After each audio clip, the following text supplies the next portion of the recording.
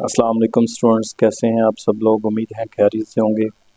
इस वीडियो के अंदर हमने 3.1 एक्सरसाइज है, इसका क्वेश्चन नंबर 2 हल करना है।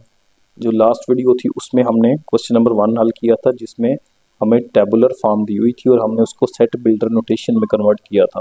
अब हमारे पास सेकंड पार्ट है, इसके अंदर हमें सेट बिल्डर नोटेशन गिवन है और हमने इसको टेबुलर फॉर्म में कन्वर्ट करना है। तो पहला सवाल देखें, X such that X is a multiple of 3।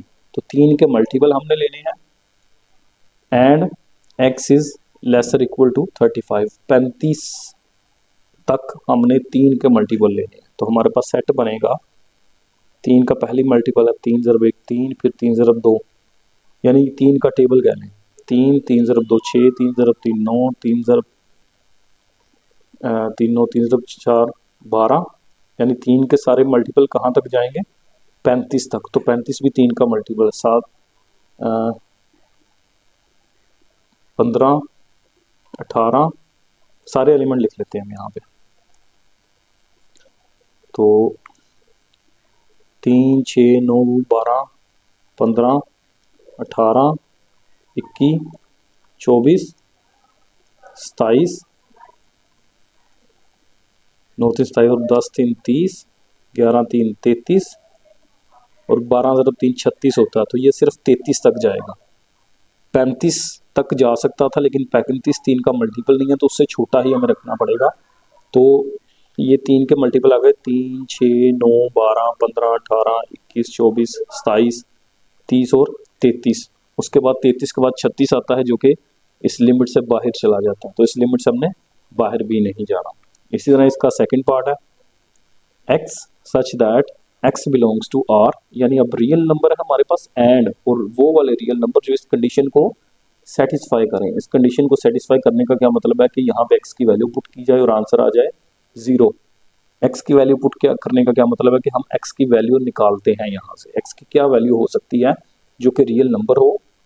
तो हम सिर्फ इस पार्ट को ले लेते हैं, यहाँ से 1 दूसरी तरफ चला गया, माइनस का हो गया और 2 बटे में चला गया। तो सिर्फ एक्स की ये वाली वैल्यू जो इस कंडीशन से निकलती है, सिर्फ -1/2 इसमें पुट करेंगे तो आंसर 0 आएगा। तो सिर्फ ये एक रियल नंबर ही हमारे पास इसके अंदर आएगा। तो सेट बनेगा -1/2, इसके अलावा और कोई एलिमेंट इसके अंदर नहीं आएगा। इसके अंदर सिर्फ एक ही एलिमेंट आएगा, जो मैंने इस इक्वेशन को सिंप्लीफाई करके निकाल लिया है। उसके बाद इसका थर्ड पार्ट है। तो तीसरे पार्ट में देखें ज़रा क्या है, X such that X belongs to P. P prime number होते हैं ऐसे नंबर जो अपने अलावा किसी पे डिवाइड ना हो। 1 पे हो सकते हैं, 1 पे तो हर कोई हो जाता है ना। तो एक ही कंडीशन बचती है कि अपने अलावा किसी पे डिवाइड ना हो।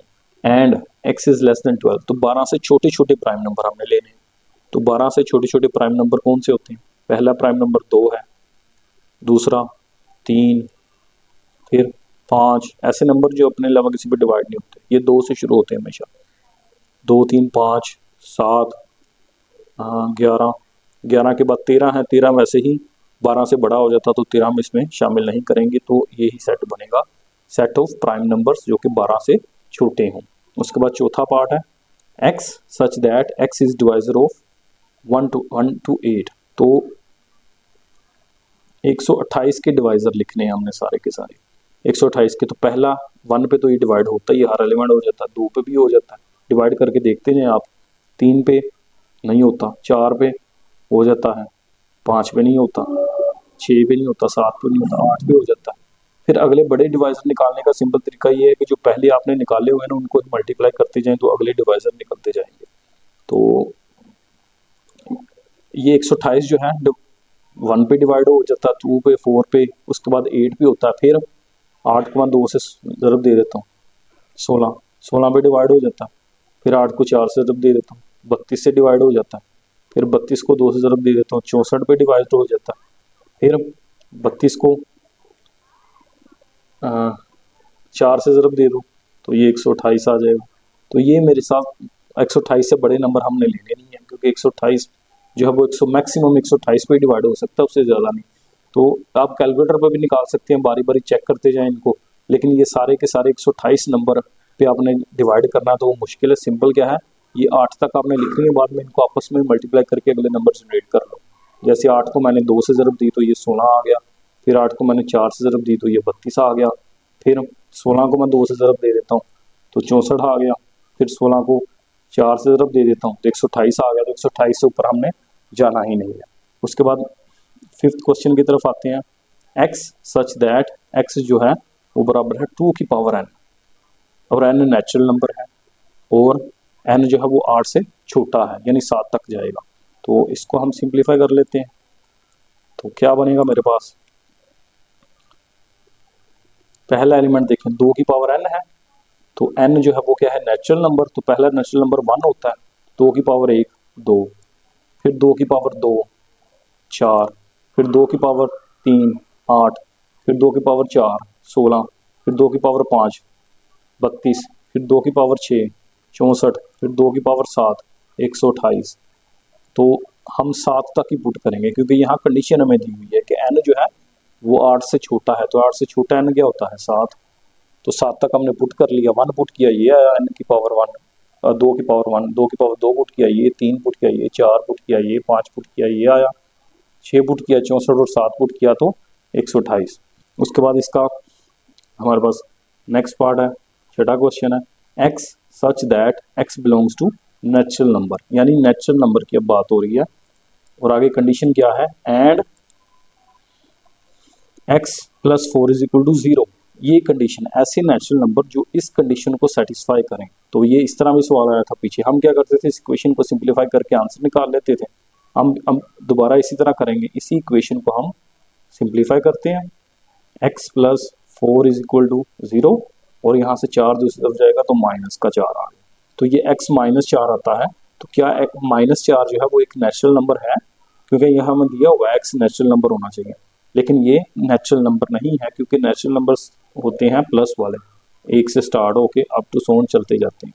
तो ये माइनस 4 है, तो ये नेचुरल नंबर में एग्जिस्ट ही नहीं करता। तो इसका आंसर क्या होगा, सिर्फ एक खाली सेट, इसके अंदर कोई एलिमेंट नहीं आएगा क्योंकि एक जो एलिमेंट हमें मिला है वो वैसे ही नेचुरल नंबर नहीं है, जहाँ जबकि हमें कहा गया है कि x नेचुरल नंबर होगा। उसके बाद इसका 7वां क्वेश्चन है, क्वेश्चन नंबर 7 में ये कंडीशन हमें गिवन है कि क्या कंडीशन है, x सच दैट x जो है वो नेचुरल नंबर है and x is equal to x। ये रिफ्लेक्सिव प्रॉपर्टी है, अब हर एलिमेंट खुद का ही रिफ्लेक्शन है, तो इसका मतलब है नेचुरल नंबर सिर्फ यही चीज़ हम देखेंगे, x is equal to x का मतलब है हर एलिमेंट खुद का ही रिफ्लेक्शन होता है। तो x belongs to natural number, यानी ये सेट बन जाएगा सारे का सारा नेचुरल नंबर, 1 2 3 4 5 6, और यहाँ पे कोई ऐसी कंडीशन नहीं दी हुई कि x कहाँ तक ख़त्म करना है, तो ये चलता जाएगा, सारे का सारा नेचुरल नंबर बन जाएगा। उसके बाद ये सवाल है x such that x belong to z and, फिर इसके अंदर एक और कंडीशन आ गई है, तो देखते हैं। बिल्कुल उसी तरह जैसे ऊपर वाले 2 सवालों में कंडीशन आई थी, तो इसके अंदर भी कंडीशन आ गई है, कंडीशन को ही हमने लेके चलना है। एक इक्वेशन हमें दे दी गई है, तो इस सवाल को सिंप्लीफाई करें तो ये मेरे पास बनेगा x such that x belong to z and 3x plus 1 is equal to 0। तो इक्वेशन है 3x plus 1 is equal to 0। इसको सिंप्लीफाई करें तो ये बनेगा -1 दूसरी तरफ चला गया है और 3 बटे में चला गया, तो x आ गया -1/3। तो एक नंबर हमें मिलता है -1/3 जो कि x की कीमत है, और x हमें दिया हुआ कि x एक इंटीजर होना चाहिए। तो क्या 1/3 इंटीजर है? इंटीजर क्या होता है? बगैर इशारिये के नंबर। तो जब एक को 3 पर तकसीम करेंगे तो ये बनेगा 0.666 और चलता जा रहा है, तो ये क्या ये बगैर इशारिये के नंबर है? नहीं है। तो इसका मतलब है कि जो x एक निकला है वो भी इंटीजर नहीं है, तो इसका भी फिर आंसर क्या आएगा, एक एम्प्टी सेट। इसका भी आंसर एक एम्प्टी सेट होगा। उम्मीद है कि आप लोगों को इन क्वेश्चंस की अच्छी तरह समझ आ गई होगी। टेक केयर, अल्लाह हाफिज़।